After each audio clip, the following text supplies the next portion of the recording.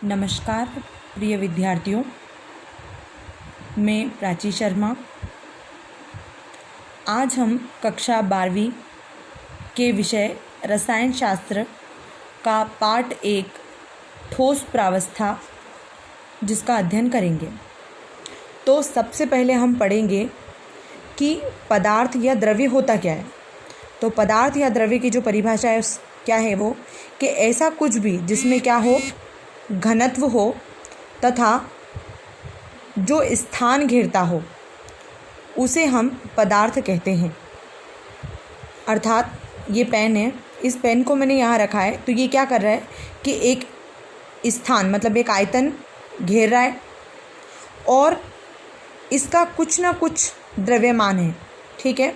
तो उसे हम क्या कहेंगे, द्रव्य या पदार्थ।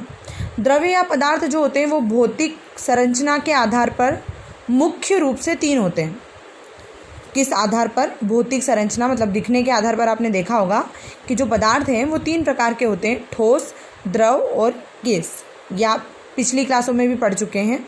तो हम उनकी तुलना करेंगे कि ठोस, द्रव और गैस किस प्रकार से एक दूसरे से भिन्न होते हैं।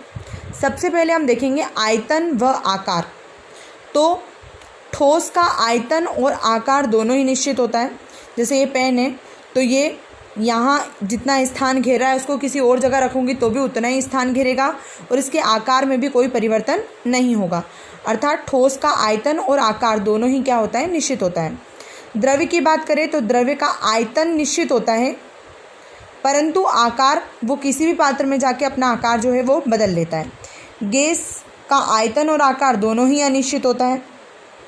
फिर हम घनत्व की बात करें अगर उसके गुण में तो हमको पता है कि ठोस का सबसे ज़्यादा घनत्व होता है, द्रव का ठोस की तुलना में थोड़ा कम होता है और गैसों का घनत्व तो बिल्कुल ना के बराबर अर्थात नगण्य होता है।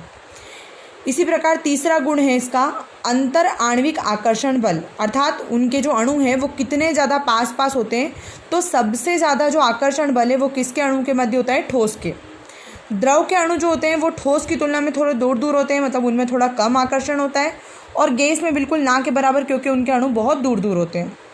फिर वही बात आ गई कि रिक्ति का बल से संबंध है, क्योंकि यहाँ पे सर्वाधिक आकर्षण बल होता है इसलिए इसमें रिक्ति नगण्य यानी ना के बराबर होती है।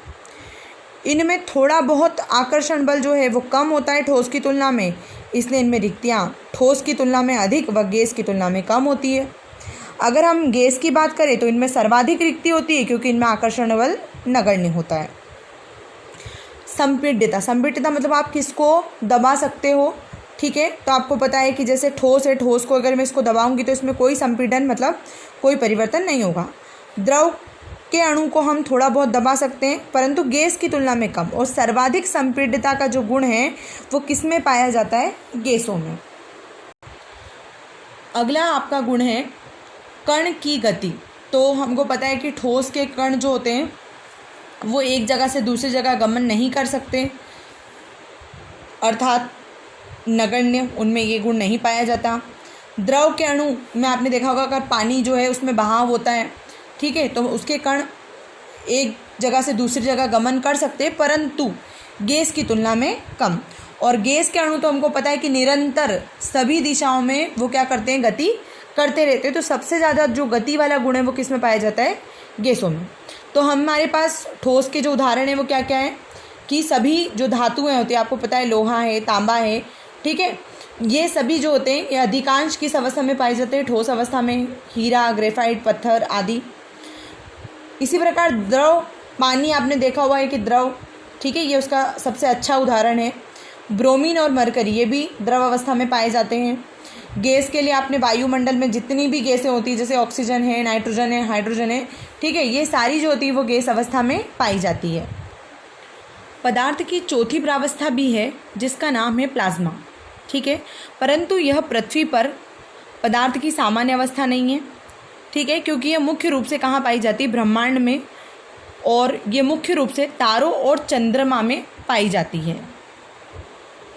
तो विद्यार्थियों, हमने इस कक्षा में द्रव्य तथा द्रव्य के प्रकारों को पढ़ा है।